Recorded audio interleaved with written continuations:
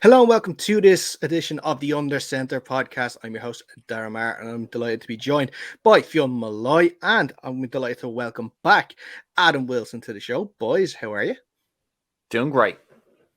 Yep, good to be back. We are delighted to have you back, sir, for sure. We missed your face. Now, we won't miss it too much this Sunday, but we'll get into that in a little bit because we are going to speaking about the North Dublin Pirates against the Causeway Giants this Sunday down in Santry in the Trinity Sports Ground. And we are delighted to welcome on for this show the head coach of the Causeway Giants, Conan Jal. Sorry, you asked beforehand and I still couldn't get it right. Sorry about that, Conan. How are you? That's all right, no problem. I'm good, thank you. I'm good. Thanks for having me on. Good to be here. We are delighted to have you on because, of course, this is the biggest game in Dublin this weekend. Not just because the Pirates are involved, also because the Rebels have to be playing in Belfast this weekend. So we have the city all to ourselves. So no other reason other than that. But Adam, first of all, I'll start with you on this one. Actually, I'm going to ask you first. People may not be aware, they are aware obviously that you play for the Giants, but they may not be aware this is your comeback season this year. You had your game one a couple of weeks ago against Trinity. How are you feeling? Yeah, definitely felt good getting back into things. We had a friendly game previously. Didn't play as much, but yeah, it was good to get back into it. So I'm just looking forward to getting back and playing a bit more again this week. Now, Coach, you can really tell me now, how was he this week? Honestly. No, look, it was good. Obviously, I, first time I'd seen Adam on the field, so it's good to have him back and playing. Obviously, to come back from a long-term injury takes some time, so certainly take it easy. But it's good to get back and good to get a 2-point play under his belt as well. So it was good. Yeah, it was a nice game. And it's a special edition or special reason for you this week to be playing because it's your birthday weekend, I believe. It is indeed, yes. I will be 27 on Sunday. Oh, you kept that one quiet. So definitely 27 tackles this weekend. Fiona, I'll give you 14. I'll take 13. I'll give you the majority on this one. Eh? Okay, yeah, that's sound. I do need the stat padding, obviously. Of course.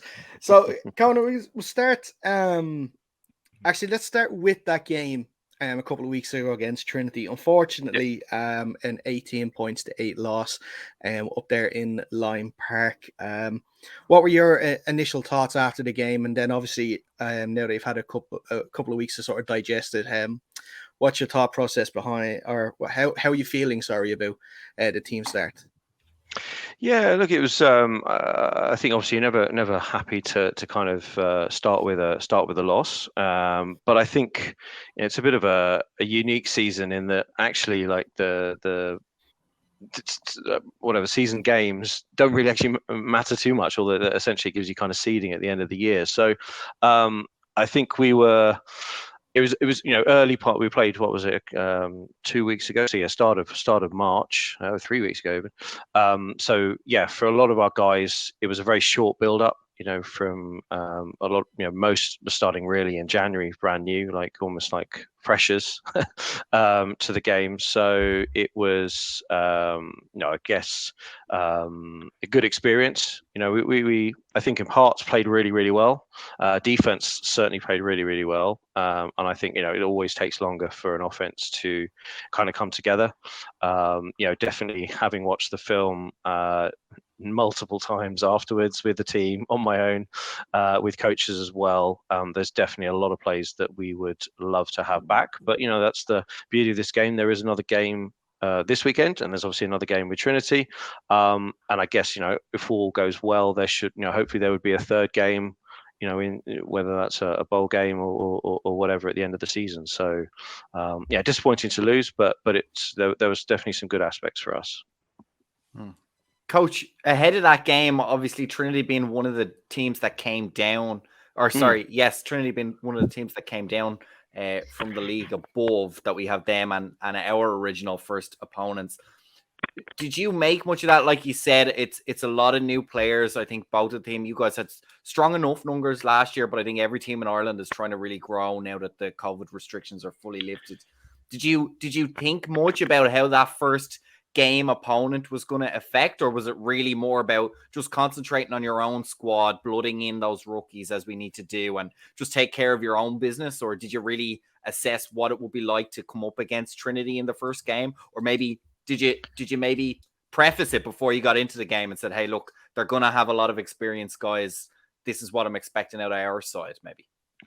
Yeah, it's a good question, to be honest. I mean, obviously, Trinity came down, but not because of their record. I think they were like 4-0 before they had to follow the season. And I'm new to the game over here, but my understanding is obviously I've been involved in the university game over in England.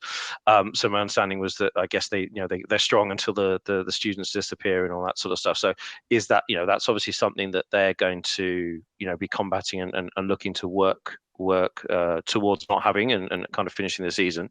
Obviously, I'm going to with a loss, it's easier to kind of sort of say this, but really, I've said this to our guys time and time again. I kind of have come in, and it's it's great that we can whatever we do this season, but really, what I want to do is build a program long term. And you mentioned numbers. To be honest, I was involved last year. I've been in the area for 4 years. So I watched the guys play their first ever game against the Jets, whenever it was, pre-COVID, and the numbers have always been good. And I think it's but the numbers have changed as people have dropped out. People have moved to other clubs. People come in. And I think what we want to do is get to a point where it's a bit more stable in terms of the people that we're playing year on year, and also the people kind of coming in at a younger age. Now again, whether we start looking at a youth team, and blood, that's obviously will take a number of years to get through. But yeah, I guess we just I'm looking at it as a long term kind of project. Really, it's not about what we do this year. It would be nice, but is that if we went up and we're not ready for Division 1, then that can be more detrimental than having a season where we just sort of stay where we are, blood players in and have good competitive games. The first game was very competitive. We played you guys last year a couple of times, very competitive games. We hope that's going to be the same sort of situation again, really. Yeah, that was going to be my follow-up. Given the experience of Trinity coming down, it's hard to tell. And we had the same for our squad. Obviously, we didn't get to play the game, but there was a certain amount of look. We'd obviously love to keep it competitive, but we don't know much about the Eagles. They're coming down from a division above. It will depend on how many veteran experience they have. Will dictate this game probably, and it was probably the same for yourselves. But now this week, you're playing ourselves. We've been very close pretty much since both clubs started playing each other. They've been very tight games. There's been no real gap. It is, I think, fair to say by the analysis of all the other, let's say, independent podcasts that we have at the moment that it's kind of us two and then the other two teams. The other two teams are a little bit of an unknown. So is there a sense of any extra excitement around the squad coming into the game this weekend, or are expectations a little bit different? Do you feel a competitive edge coming that maybe this is a game that's winnable for you guys? Yeah, I mean, again, I think we're coming into every game with the expectation that they're winnable. But again, look, you guys have obviously had, in terms of numbers and things, the history last year, and obviously, it probably wasn't your strongest year, and we were still very competitive games. I understand from listening to your podcast previously that you've had good numbers and good rookies turning up. So we have no idea how that'll be their first time. I guess you've not had the opportunity to blood those guys, so they're going to be playing football for the first time. So it could be you guys have a completely different squad to the team that we play. Playbooks and all that sort of stuff may well be different. So that'll take kind of adjusting. We may have some changes on our side. So the different coaching background and philosophy that I have versus where the team has kind of come from, and perhaps overall some of the football that is played over here is a little bit different to what I've been used to. So yeah, it's all kind of an unknown, and it's almost until every team has played each other once. And we've got film under the belt, because look, we've seen Trinity, we'll see you guys, we can then look at that film, analyze it. Okay, what were our weaknesses? Where are your weaknesses? What was strength? Those sorts of things, and then you can game plan a little bit better. So almost this first game, it can go anyway. And again, as I said, ideally we don't want to go 0-6, but 0-6 or 6-0, apart from having a road game and a home game in the playoffs. That's really the difference, So, no, we're just excited to, we want to play all our games, and I'm sure that's probably the same feeling for you guys. Yeah, and that was a question I was going to ask as well, because that is, I guess, the main crux of being in this division as well is teams to sort of get their teams in order, play some competitive games, and then once obviously they have a stable foundation in place, they can sort of challenge to go up to Division 1 and start playing the more established teams. How have you felt the change to Division 2 is going to work out this year, in terms of, like you're saying, trying to get games played between teams that obviously have had a lot of issues last year? You just mentioned there that numbers seem to be increasing there on sides that we see as well. When we saw Wexford, they did have healthy numbers too. Trinity, by what we've seen, have healthy numbers there when they played you guys a couple of weeks ago. We've been lucky enough that we've been able to recruit well too. I guess it's for teams that are going to have so many rookies. How do you feel that this sort of division is going to do for them? Yeah, look, I mean, I know that when the kind of divisions were sort of announced, there was a bit of disappointment from our guys. I think a lot of people obviously were expecting that we'd have the local games and all that sort of stuff, and teams have gone up, teams have gone down. But I kind of looked at, I think I was involved in some of the calls when they were talking to coaches and committees about what would make sense. And I'm always in favour of strength v strength, so, or however it is, and not doing things based on regional, because okay, fine, whatever, you do it on regional, and then a team goes up, and then you're like, well, what do you do then? You have to then, do you rejig everything again? So I think what they've done is great. I mean, people can argue for and against the reasons why each team, and they've done it on, each of us had at least one forfeit on our records, all for different reasons. But to ultimately, it doesn't matter. It's like, these are the teams that, okay, you guys have got to establish yourselves, finish the season, and as I said, if it gives us a Division 2 where everyone's competitive, every game, whoever finishes first, whoever finishes fourth, is still going to be a very good competitive playoff game, then that's a good thing. We're only, the cliche is you can only control what you can control. So we're looking about what we can do in terms of the numbers that we've got. And yeah, we had healthy numbers in our first game. I think sort of high 20s. We've got about 35 on our roster. I think we're, last check, we've got 31, 32 coming on Sunday. So I understand those are decent numbers for teams over here. Again, a bit different to what I'm used to, but yeah, that's a good base. And I think that's, make sure we can maintain that throughout the season, and I see no reason why we can't. Again, there's a lot of those. I think in our first game we had 12 rookies, so it's a big chunk of the team that are new to the sport. Get them involved, and then hopefully we can get another batch of rookies next year and the year after. And obviously, as guys get a little bit older, you're having to look at potentially retirements and making sure that that's not an issue with numbers. So that's really all that I'm focused on is just developing this squad, making sure that we have a team that's competitive, and then then it comes down to the coaching, right? If you give me 30 guys every Sunday, and I can run an offense and defense, and we can split them, and we can do positional drills and special team drills and all that sort of stuff, I'm comfortable with my coaching ability and the staff that we have on this on our team, that teams will get better, and that we'll be good enough to eventually get into Division 1, whenever that is, whether it's this year, next year, 2 years, whatever. And ultimately go further. There's no reason why we can't get into Premiership if you can sustain those type of numbers. And you can look around the league. There are teams that have very quickly gone from poor low numbers, but with the right committees and the right coaching staff put together, have got rosters of 30, 40, 50 in some cases, and that's that's great. I know I hear a lot of people saying, having a roster of 50, you're going to have a lot of people standing on sidelines and not doing a lot. But again, that I've come from environments where I've had rosters of up to 80, right? And that that's a lot. And it's not just about having the same 11 offense and the same 11 on defense always kind of out there. It's all about rotation. It's all about giving people reps. Yes, not everyone plays equally, but everyone plays. Now, you can't just have people standing on the sideline not doing anything. Definitely in this type of environment where people are paying to play, they're giving up their time. Yes, it's maybe a little bit easier when it's competitive and you're representing your country, or we're doing it at university level where where maybe the stakes are a little bit higher. There's funding involved, but certainly at this level, people are turning up. You've got to let them get on the field. And is there anything, you mentioned there, some of the experience you had from overseas coming over here?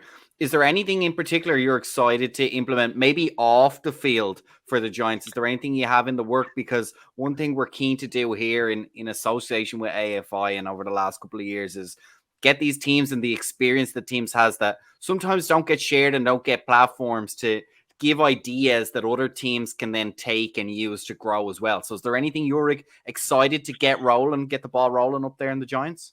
Yeah, well, to be honest, it's actually, I'm not going to take any of the credit, and it's one of the things that did attract me. Look, I joined because I've been involved in the game for 10 years, and I moved here with my family, and my wife's from the area up here on the north coast, so we moved kind of 4 years ago. So it happened that there was a team that was just sort of starting up, but really the committee and in particular guys like Daryl Archer, Mick McCafferty, the stuff that they've done off the field in terms of even the grounds that we have. Yes, it's not it doesn't have all the luxuries, and the changing facilities and all that kind of stuff yet. But the work that we're doing off the field to get the potential.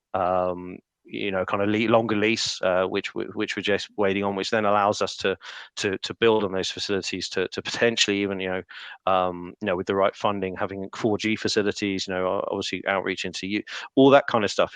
This is the first club really where I've not been involved, had to do that side of it as much, and just focus purely on the coaching because we've got the infrastructure off the field. But my background has very much been university football and youth football. I've grown programs to national champions from nothing, and that's how I would see this kind of growing as well. Like if we can get the youth program off the ground and get that kind of going, yes, that's going to take years. But if you get kids at 15 in 3, 4, 5 years time, that's your rookie class every year, and they're not coming in fresh because they've been running your playbook in the youth leagues for 3, 4 years. So that's something that very much we're keen to, or I'm keen to do. And I said I kind of joined, to help out with the senior team, but that was never really my sort of goal. I was always very keen to set up the youth stuff, and after this season finishes, that will very much be the focus. Yeah, that's one side that I think we're starting to see a lot more of. We're starting to see more and more youth teams, and with your experience over in England, over in Great Britain, with the youth setup as well. What do you think that do you think, in your own opinion, can be done for teams now to sort of reach out to their communities to try and get youth teams set up, or even try and get flag teams set up that they can try and reach a larger audience and try and get more and more people involved? Yeah, definitely. I mean, I think it's that's it. I mean, the opportunities that are available for kids if they come into this sport at whatever age, and I think youth over here is a little bit young, to be honest. Sorry, a little bit old, starting at 15. I'd prefer that to be, well, I mean, anything from as soon as you can hold a ball, to be honest. You can get flag football going for, we certainly had under 12s.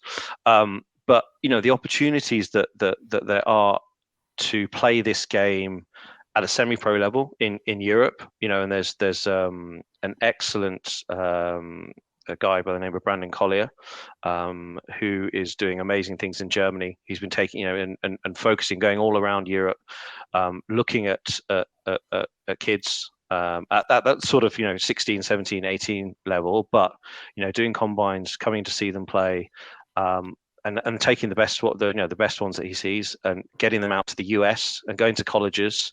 And that's an opportunity that's absolutely available. And there's nothing to stop, whether from Ireland, whether from Spain, wherever it is.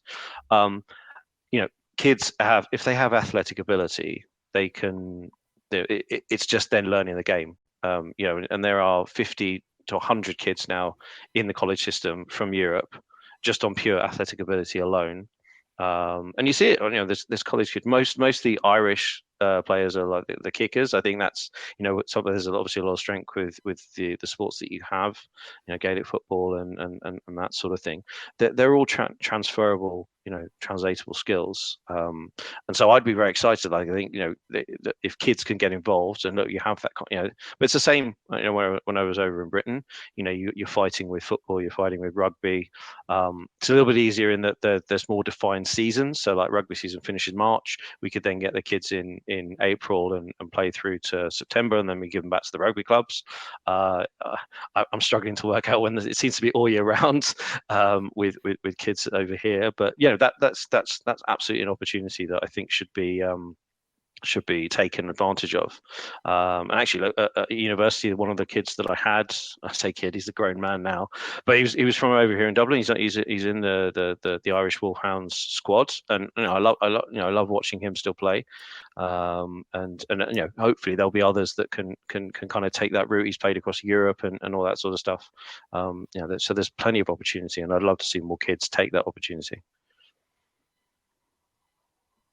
Perfect. And let's kind of focus a little more then on the game sort of this week. Obviously we're not going to ask to give your game plan away, but if you want to, you're more than welcome to, no problem.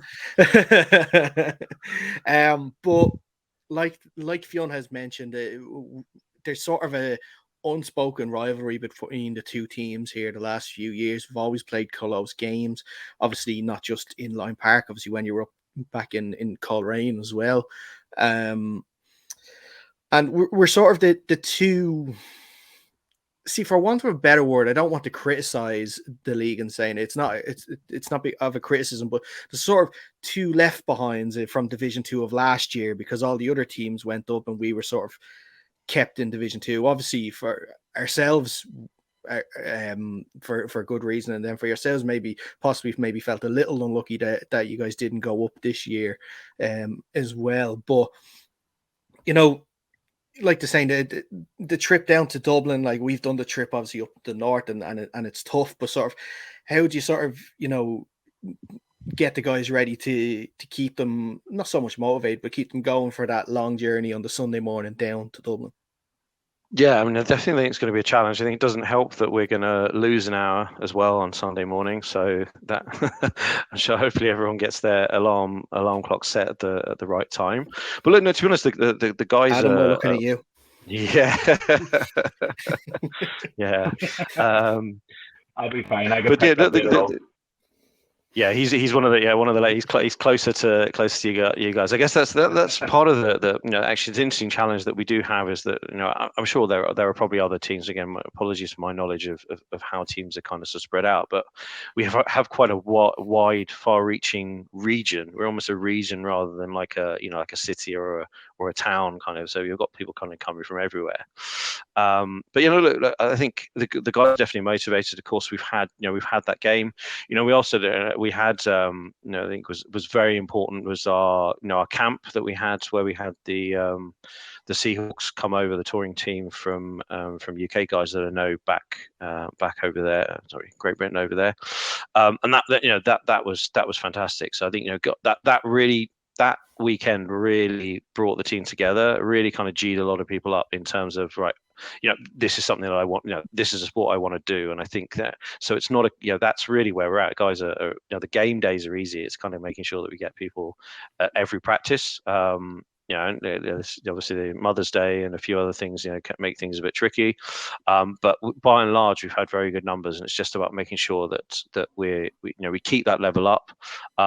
And 2 hours on a Sunday is not a lot of practice time. So it's, you're trying to keep engaged, throughout the week. And I think hopefully there's a few things that we've been doing this year that we haven't done in the past, to kind of keep guys connected. Again, I'm a big exponent of game film. I'll film everything. I want everything, every practice film, everything that we do, everything that's watched.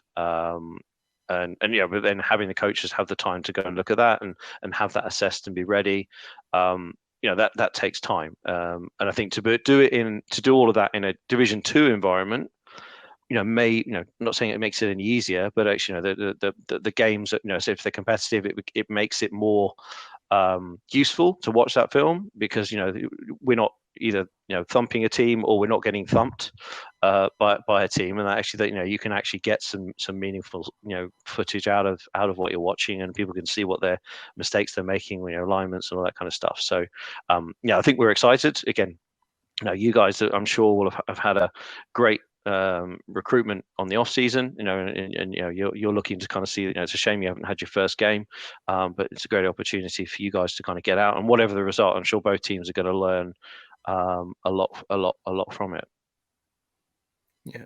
And how important do you think, like you said, it is to have those, not just one but two games? Obviously the friendly you mentioned against the Sealand Seahawks, like I said, it's given those rookies the sense of a really a competitive game of football, because what you don't normally get in training is that level of competitiveness that you get in a match. And a sort of, it takes like we preach to guys on our team, like your first play in a match is probably the hardest one you'll ever do, because it's not something you're ever going to expect, and it's not going to expect how hard you get hit or how hard you're going to have to hit to sort of do what you need to. But how important was it for your rookies to sort of get that first competitive game under their belt, and sort of get them used to what's expected now for the rest of the year? Yeah, massively. I think certainly the Seahawks game. I mean, I caveat that I when we kind of put it all together, the plan certainly wasn't. Of course, there was going to be a game kind of scrimmage, but the expectation was that I knew the guys that were coming over. I knew where our guys were. We didn't expect it ever to. You look at it from a game, it was never going to be close. But that from our point of view, or from my point of view, it was never about that. It was actually getting 30 guys over with huge experience of playing this game at the top of the Premiership level in the Bathurst environment, and actually coming along for that weekend and imparting knowledge, doing drills, supplementing our numbers. We had our 30 out of 30. You got 60 guys kind of running around doing drills. Their wide receivers, our DBs, all that kind of stuff was great. Then the actual game scenario on a Sunday was good, because they hit hard, and I think even the guys that had played last year, and Adam will probably back it up, although didn't play last year, but has certainly played for a number of years. I don't think we will get some of the hits that we got in that game. We're probably not going to get all season. We're not going to see an O line or a D line that's that size en masse. Like literally, like there's 5 guys. Okay, fine, replace them with another 5 absolute beasts. But it was great, because the guys are like, this is as hard as it's going to get. And this, from an outsider kind of looking at the scoreline, I forget what it was, but we got thumped.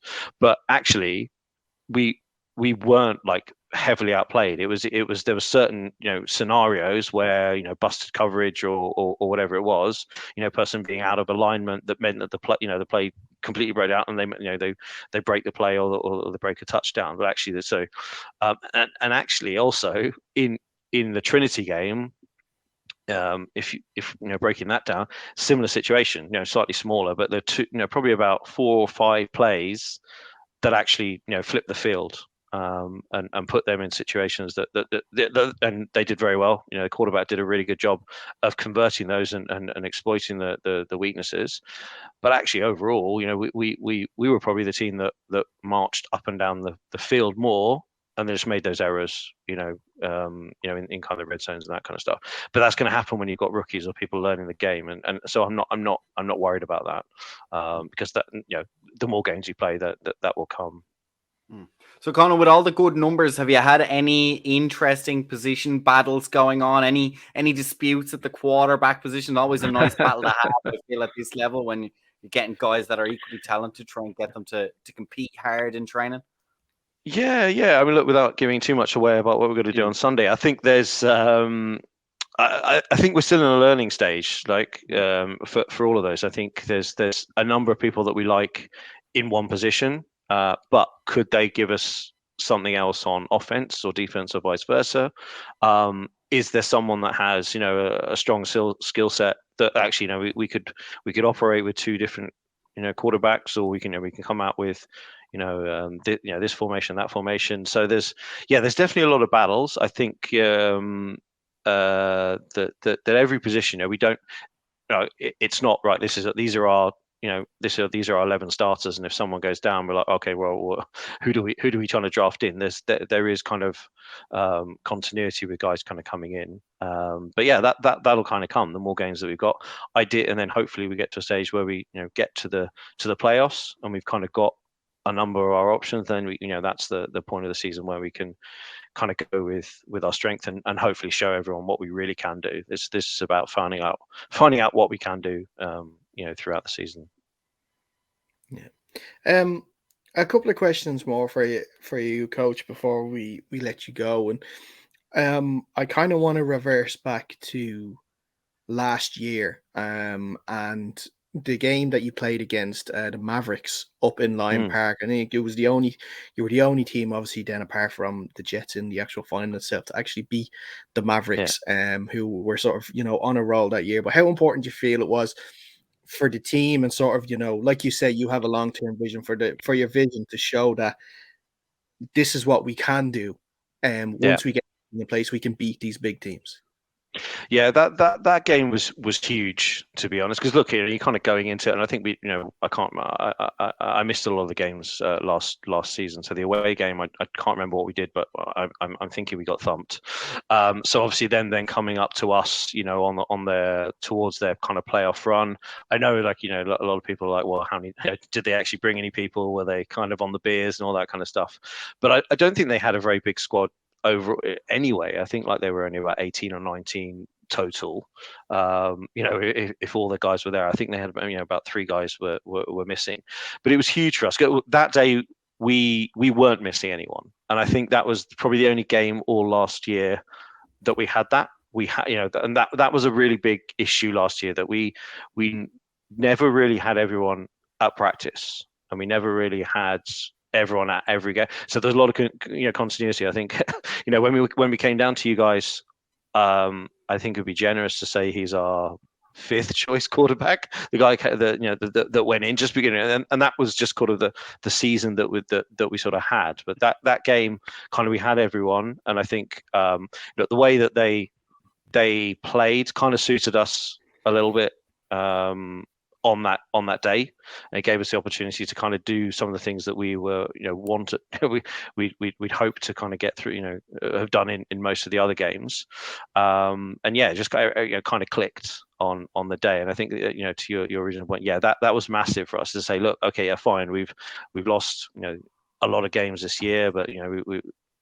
we've come up against the team that are number one in this division, and we've not just hung with them, but we've actually beaten them quite comfortably, and so that was really good, and something that we want to kind of sort of take into the season, that if we can, if we practice as a team and we get everyone there, and we can, these are the types of things that we can do. But everyone else, other teams are striving to do that. People aren't just going to kind of turn up and let you win. You have to keep working at it, and that's what we're trying to do. Is get to a position where we're every week we're getting a little bit better. I think it's easy to say that the results will come, and the results don't matter. Of course, ultimately they do at some point, but the process is more important for us, and that Louth game was kind of huge for a lot of people to say, actually, we can do this. Yeah. One more question before we sort of start putting predictions in place. Who is the person that decided on your jersey colors? Because first of all, you're not paying them enough. Getting that home jersey of the teal is fantastic, and then the away jerseys that you debuted against us last year with the white and the black were just crisp as well. So we need names, and so we can put them forward for raises. Yeah, I mean, I'll hand that over to Adam, really, because to be honest, this is all before my time. But like, I think the name thing is inspired.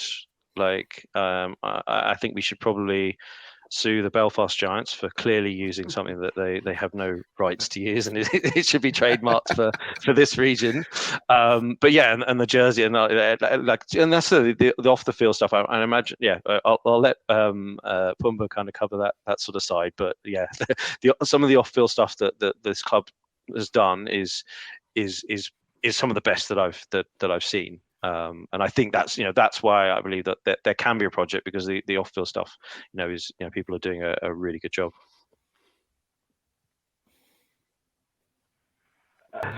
This was a bit before I actually joined, but I would say it's down to the founding members, of which some are still involved, being Ross McKenzie and Ray Keenan. And I would say Mr. McCaffrey has probably had a bit of a say in that one as well. Very good. So I've taken names down for raises. Yeah, Coach, you're okay to cover those raises. I'm handing out a lot of checks here, but I'm not sure if I can cover them there. I don't think I'm allowed to. So I'll leave it with you. Yeah, it's all good.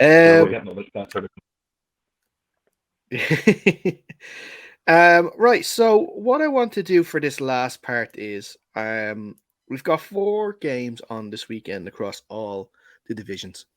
Now I'll leave it till the end for the suspenseful sort of Pirates Giants prediction, because we don't know which way people are going to go with. I don't know who they think is going to win, but we have 2 games in the Premier Division this week, and I kind of want, if you're very comfortable with it, a little description how you think the game's going to go, or just tell us who do you think is going to win. But we'll start with first actually 2 games up north in the Premier Division this week, and that's obviously, we'll start with the Belfast Knights against the Rebels. The Knights starting their season this week. The Rebels, of course, had that huge win against UCD in week 1, avenging their Shamrock Bowl defeat. Fionn, I'll let you go first on this one. What do you think is going to happen? Yeah, I think when the Rebels start hot, it's very hard to stop them. It's a difficult challenge for the Knights to have to start their season here.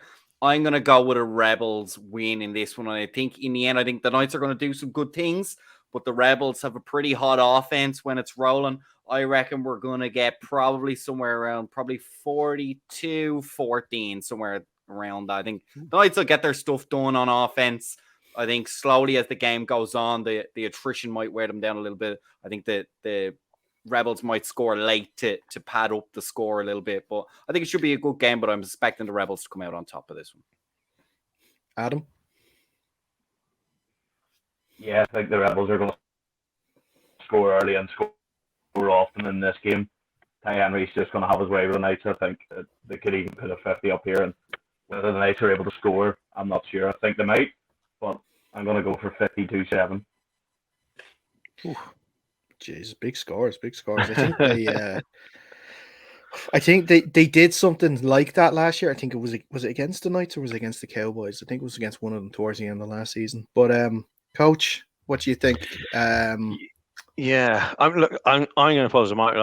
My knowledge of anything outside of teams that I've played against is very poor. So I apologize to any teams. But yes, I mean, I think obviously the Rebels, having a win against UCD, who won the whole thing last year, I think is a good marker. So I'm not going to give any score predictions because I don't know much about the Knights and guys that they've got. Maybe that'll over time when we can get some scrimmages against guys. But yeah, I'm going to take the Rebels just based on their big win already. Yeah, same. I'm going to go Rebels. You guys are going for big scores. I don't know if it's big scores on my wheelbook. I'd say they fall just short of a 40 burger, so I'll say like 38-16 or something like that. I don't. Maybe if the Knights get 16, I don't know. There's too many I'm not. I don't like rumors coming out of clubs, but there's too many coming out of that club at the moment that I don't like. And the Rebels are just seem to be a bit of a juggernaut to start the year. So we'll see there. The Craigavon Cowboys are going up against the Minotaurs, Westmeath Minotaurs. Their first game in the Premier Division after getting promoted last year. Adam, I'll go with you first on this one. I think this is going to be a really close one. I think Westmeath are going to put up a good affair of themselves, but I think the Cowboys are going to do what they did last year, and they're going to start off with a win. But it's going to be a close one, and I'm going to go for 20-18.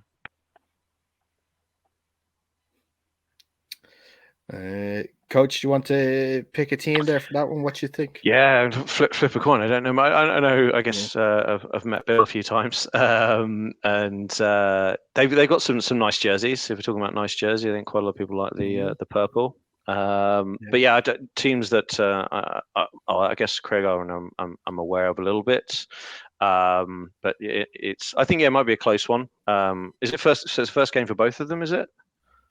Yeah. Is that yeah? So I think probably a bit lower scoring. I think offenses take the time to get kind of rolling. So I might go for like a 21-14. But I'll take the Minotaurs because of the jerseys. That's all I got.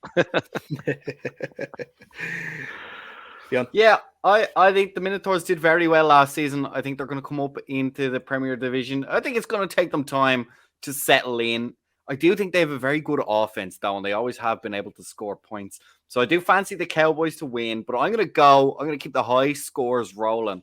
I'm going to say 35-24 to the Cowboys. Wow, high score indeed. High score indeed for teams playing their first game of the year. That's a big call. That's a big call. Hey, it's the defense's first game of the year as well. That's also true. It's also true. Yeah, it is tough. I'm actually going to go with the Cowboys on this one. Just because they are, the team with the Premier Division experience. This is the first game for the Minotaurs up in the Premier Division. Obviously not the first game ever, but obviously since they got promoted last year. Yeah, I think it'll be a close one. Maybe a field goal in it. I'll say like 24-21. I'll say something like that. They'll keep it on the 20s. They both score touchdowns. It'll be a good start. Good competitive game to start the year. Now, there is... Coach, I know you said you don't know much about teams you haven't faced, so you should know very well about these two teams. Well, maybe actually not one of them because they've had a lot of changes this past year. And I've only noticed this game's actually also up north. So you guys have been properly shafted this week by being the only team having to leave the north and play a game. I'm only after noticing that there now. But yeah, the Razorbacks against the Mavericks. This is the rearranged fixture from week 2, which was cancelled due to weather. Coach, I will actually let you go first on this one. Obviously, the Razorbacks have had a lot of changes in this past year. They've obviously have gotten their numbers up. They've gotten those new, if we're talking about lovely jerseys, those baby blues, lovely jerseys nice as well. Yeah, they're really nice, really nice. The Mavericks also went up this year. Talking about sort of unknowns, they're sort of been a little unknown this year. We don't know what they're like number wise, but what do you think about this game, the Razorbacks and the Mavericks? Yeah, do you know what? It's just not a shame that we're playing because I'm excited to have a game, but this would be one that I'd quite like to probably watch. You say that's in Belfast, is it? So yeah, could have gone down and watched. But yeah, look, obviously the Razorbacks have had a phenomenal off season. In terms of recruitment, Coach Gareth has done a really good job. That's sort of like I think that's a program that my understanding has been down in the doldrums for a long time, and with the right approach and with the right coach, that it seems to be they're going on that right trajectory. No, I think the game with the Jets was probably a little bit closer than I think people may, or certainly I expected. I think the Jets gave them a good game. I think there's a couple of scores in it, so there's still some kind of bedding in for that. But numbers always help. I think that they'll benefit from a game under their belts. Mavericks, yeah, again they were. They had some very good, talented players. It's a small squad, but much like a number of teams, that the players that they do have are very well drilled, and they did know what they were kind of doing. But but as I said, with the right kind of scouting, the first game we kind of blown out, but we were able to figure it out for the second game. So I'm going to take the Razorbacks. But yeah, what's the score, like 28-14, something like that. 28-14, perfect. Fionn, I like to call this game the game of the cheat code tight ends, because you got Aaron Bill Hill, I think, is the tight end with the Mavericks, who's about 7 foot tall, and then the Razorbacks have a tight end who, I'm sorry, names escapes me at the moment, who is also about 7 foot tall. So definitely some target men then in this game. But what are your thoughts? Yeah, I think I agree mostly with coach's analysis here. I think the Razorbacks are going to benefit from having a game under their belt, playing at home as well. Mavericks, we don't know what the numbers are. If the numbers are similar to last season, I think the Razorbacks have gone on a pretty good recruitment drive. Is pretty well known around the league. So I'm going to take the Razorbacks, and I'm going to keep it a low score on this one. I think I'm going to go 20-10. Adam?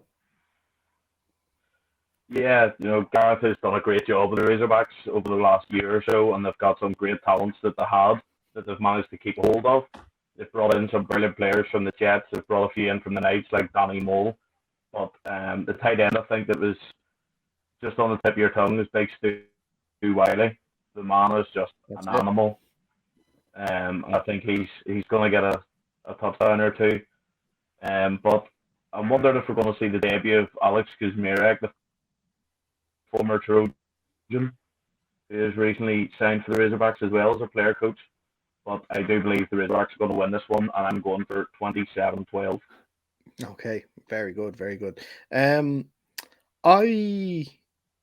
actually leaning a little bit towards the Mavericks in this game, because I remember their O-line last year was very strong, and opened up gaps for their running back. Is it Brendan Sims? His number running back's name. I'm sorry, I know it's Sims is the second name. I don't know if it's Brendan. And I think that could be happening, because one thing that I remember from talking to the guys on the Talking Balls podcast was they mentioned that the defensive line was a little slow off the jump for the Razorbacks. So if the O-line for the Mavericks can sort of set early and sort of get at them from the jump, I think that could help them on offense. We'll just, it remains to be seen what they do on defense. But I think it will be a close game. Again, I think there could even be just one score in it, but I'd say keep it low scoring as well. I'd say about maybe a 24-23 win for the Mavericks in this one, because they are kind of my sleeper team for Division 1 this year as well, providing that they obviously have gotten their numbers up from last year. Now, the game of the weekend, as AFI Redesigned has called it, and rightly so, by the way, because I don't know what other game you'd want to watch. The North Dublin Pirates, the Causeway Giants. We won't ask for score predictions on this one, because it's just not fair. It's not fair on that. So, and we probably already know who we're going to go for and stuff. But Exactly. Coach, you are the guest on this one, so I'll sort of let you go first. Sort of the main things that you're looking for out of this game, that you want your team to do well. Obviously, without giving too much away. Yeah, look, I think it's that's fine too. Yeah, exactly. I'll give you everything that we're going to run on Sunday. Look, I think it's we set down a marker on from the Trinity game. Obviously there's a lot to improve. We only got one touchdown on offense, so I think it's to eradicate a lot of those mistakes that we made. So we were able to run the ball, throw the ball. So to make sure that we can continue to do that on Sunday. And then on offense, look.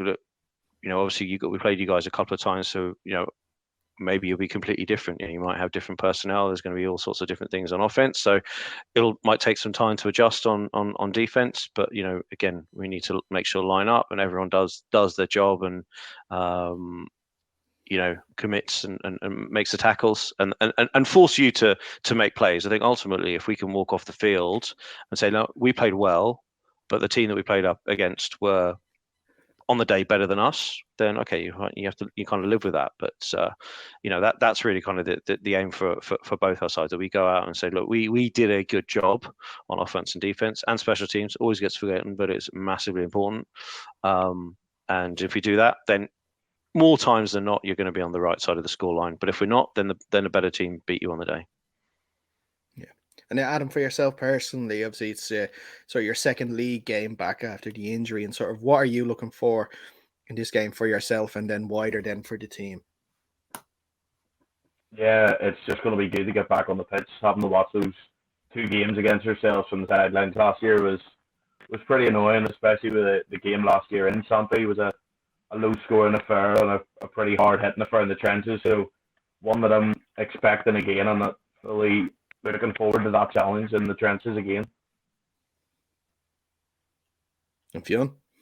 Yeah, I think I agree with Adam. I think this is going to be a close game, I'd imagine, and a fairly low-scoring game if some of our recent history is anything to go by. I think on the defensive side of the ball, given my role in the coaching staff, I think what we're going to look for is get some of those new guys in, make sure they're comfortable with the scheme, and getting adjustments and live adjustments that other teams present that it's difficult to run in training. And just be able to adapt to a little bit to whatever the guys throw. I know the coaching staff over there, if they find a weakness, they're going to take advantage of it. So us on the defense, it's about trying to be able to plug those holes and adapt to what's shown to us. So that's really what I'm looking for. And yeah, I think it's going to be a tight game. I think it always is. Plenty of good plays on both sides, I imagine. And on the defensive side, if we can keep them honest, like Coach said, it's the same for us. If we can keep them honest and feel like we didn't give anything away, we didn't hand them anything, I think we'd be pretty happy with that for our first game. Yeah, similar viewpoint. Main thing for me is sort of getting those rookies blooded in, getting them comfortable, both offense and defensive side.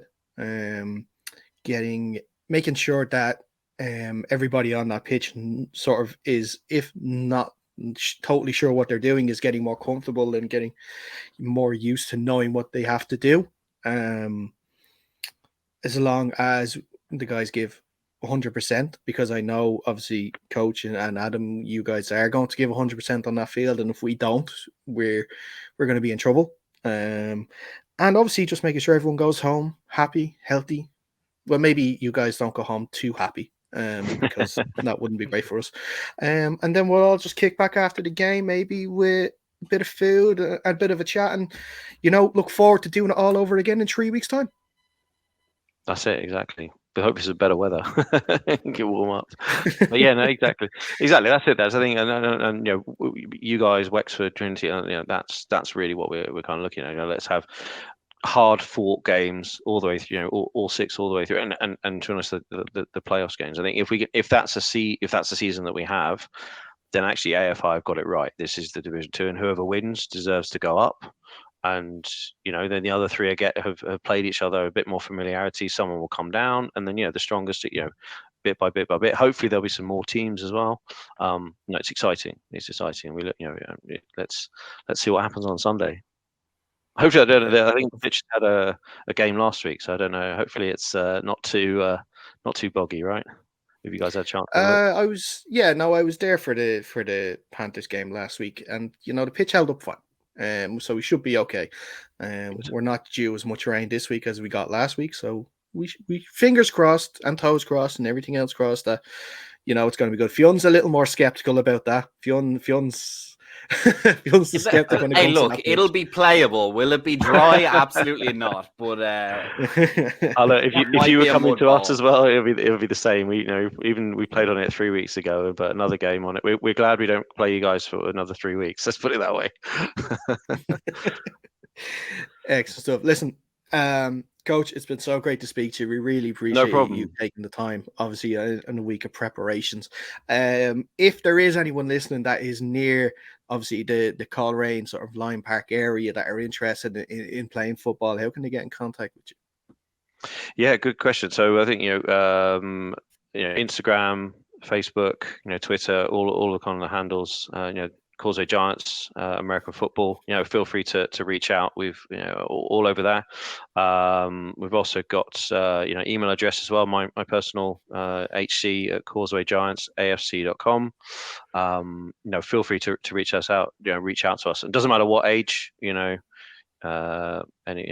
Anyone that's within this vicinity, we'd love to kind of have them come down, playing or non-playing roles as well. There's something for everyone. Excellent stuff, and we look forward to seeing you on Sunday. Yeah, on Sunday should be good. We hope for a great game, and Adam as well. Looking forward to seeing you Sunday too, bud. Yes, looking forward to seeing you in the trenches. Hopefully he's on this same delay, Dara. That'll be very handy for us. If he is, he won't be playing much.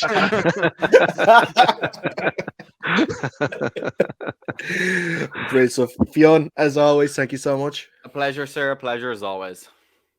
And if you have your predictions for this week's games ready, why don't you drop them in the comments below this video on YouTube? And while you're at it, make sure you like the video and subscribe to our channel, Under Center Podcast, to be kept up to date with all of the latest news, not just in the NFL, of course. Here in the AFI too, we'll have plenty more interviews coming up as the season goes on. If you rather listen to us on the go, you can. Under Center Podcast, wherever you get your podcasts, that is where you'll find us. Instagram and Twitter are both the same, at Under Center Pod. That's where you follow, and where you can follow us there for that. Also, if you are in the North Dublin area and you want to start playing some football and you're interested in getting involved, at North Dublin Pirates is where you'd find us on Instagram, or just search North Dublin Pirates on Instagram or Facebook. That's where you find us. Send us a message and we can tell you everything about training that you need. But that is all the time we have for this edition of the show. Thank you so much. And until next time, stay safe and we'll see you soon.